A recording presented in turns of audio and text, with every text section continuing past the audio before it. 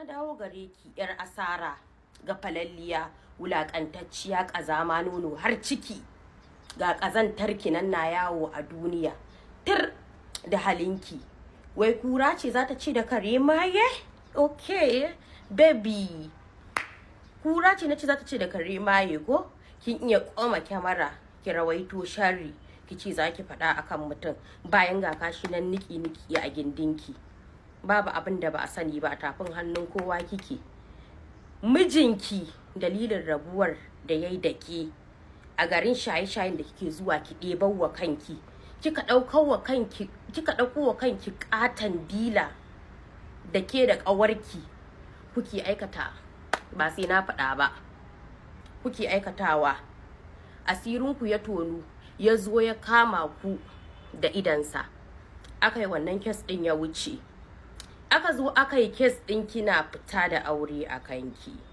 aka zo aka ƙara kes na uku shine wanda kika yi faɗa da ke da saurayin na Sirkata, ina yini, ina gajiya, ya hutu, ya jin daɗi, ya jama'a, ya harkoki, ina matar tawa, ko kuma in ce ina budurwar tawa. Ya da mana gaske murya. Munafikin Allah ta'ala. A kai dan Daudi. Kai jiki na fangaren yake. Wallahi zan yi daukar ka sama. Dora ka kasan take. Uwa ɗaya muka hada da ke ba uwa ɗaya.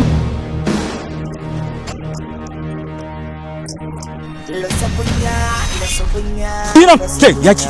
Na ce na garin sun tafi sai barawon agwagwa za ki kamun cikin gida? Ni ba a min irin wannan. Malam gidan mata aure ne kan ba. Rasa kunya.